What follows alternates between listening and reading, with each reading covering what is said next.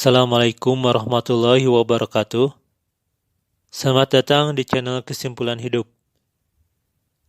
Sebelum ke pembahasan, sudah semestinya kita berdoa semoga Allah menjadikan Al-Quran sebagai petunjuk bagi kita dan mengajarkan kita ilmu yang berguna baik di dunia maupun di akhirat.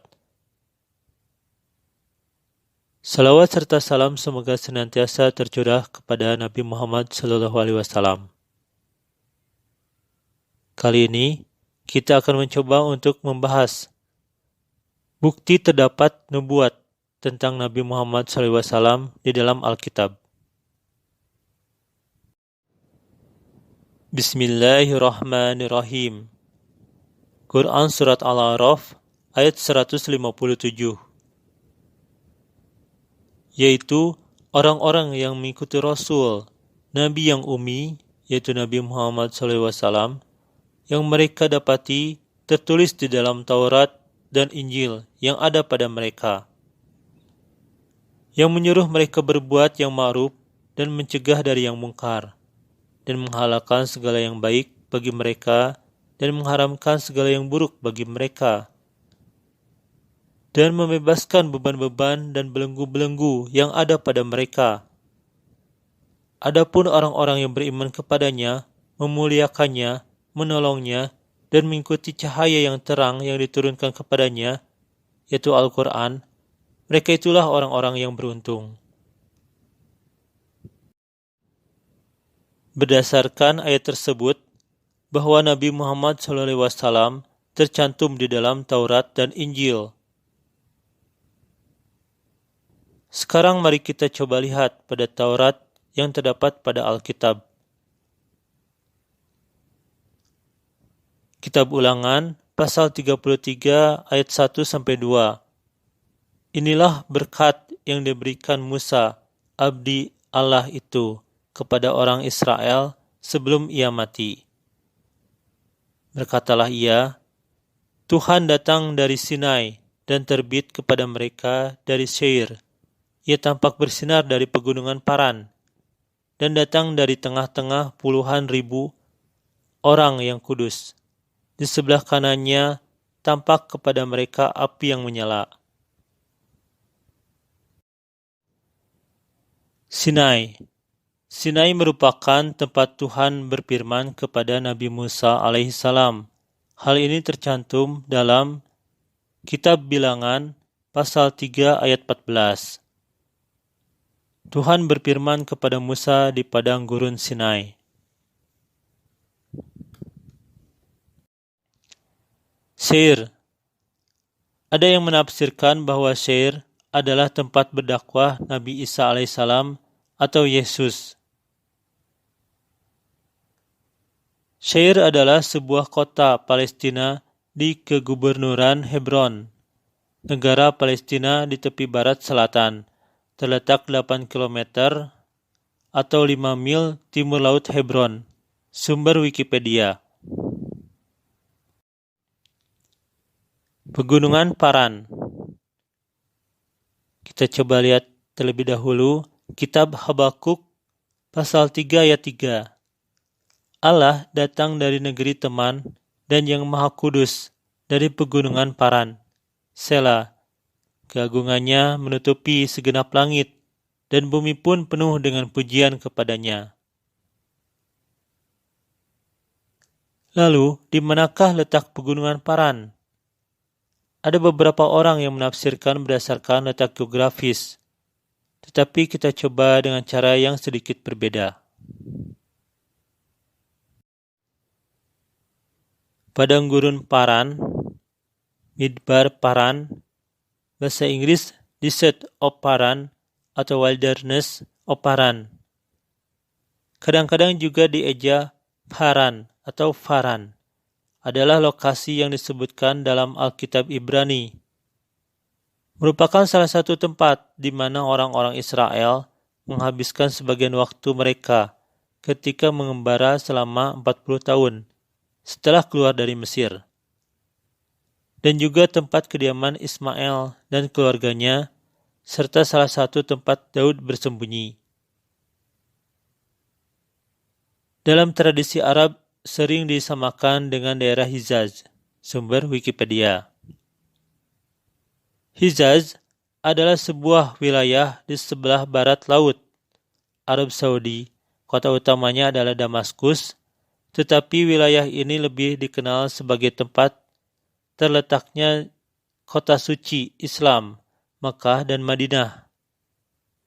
Sebagai sebuah wilayah, Hijaz karena menjadi lokasi bagi tempat-tempat suci agama Islam, mempunyai kepentingan dalam lanskap sejarah dan politik Arab dan Islam. Sumber Wikipedia. Kitab Kejadian pasal 16 ayat 15. Lalu Hagar melahirkan seorang anak laki-laki bagi Abram, dan Abram menamai anak yang dilahirkan Hagar itu Ismail. Kitab Kejadian pasal 21 ayat 19 sampai 21. Lalu Allah membuka mata Hagar sehingga ia melihat sebuah sumur. Ia pergi mengisi kirbatnya dengan air. Kemudian diberinya anak itu minum. Allah menyertai anak itu sehingga ia bertambah besar. Ia menetap di padang gurun dan menjadi seorang pemanah.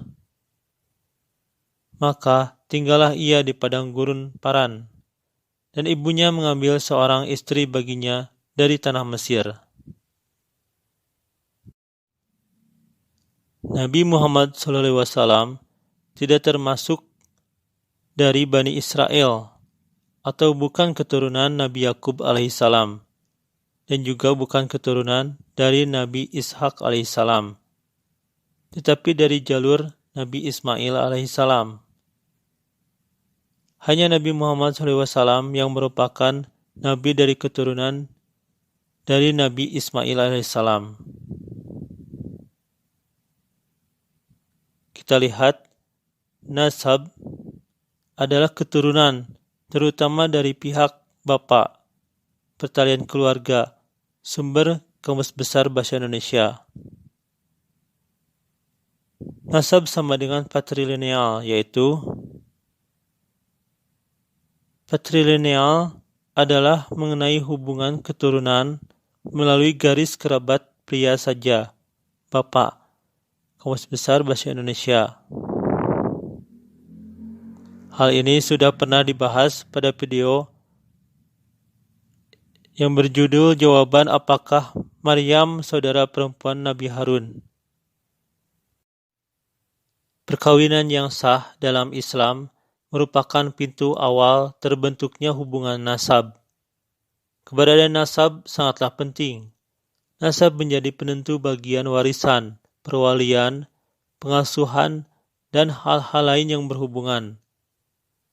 Tanpa adanya hubungan nasab, maka banyak hal yang akan sulit untuk diselesaikan, khususnya dalam kasus-kasus yang berkaitan dengan fikih munakahat. Sumber ejurnal.inzah.ac.id.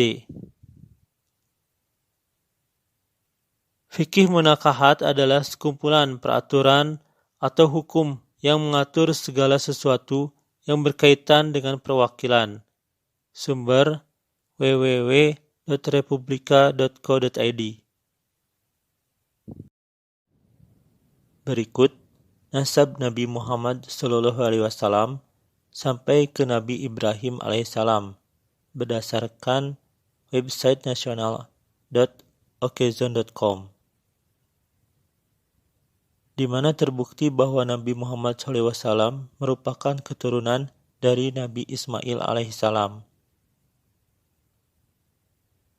Berdasarkan yang telah diuraikan tadi, maka padang gurun Paran adalah tempat Nabi Ismail alaihissalam dan keturunannya, yaitu Nabi Muhammad SAW, menetap.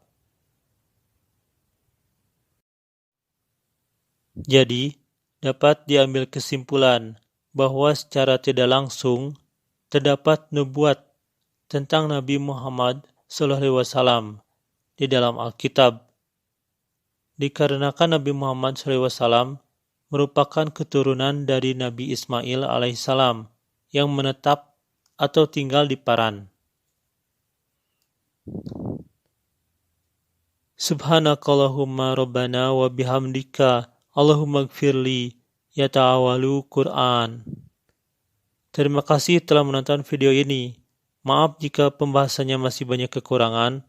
Akhirul kalam, wabillahi taufiq wal hidayah. Wassalamualaikum warahmatullahi wabarakatuh.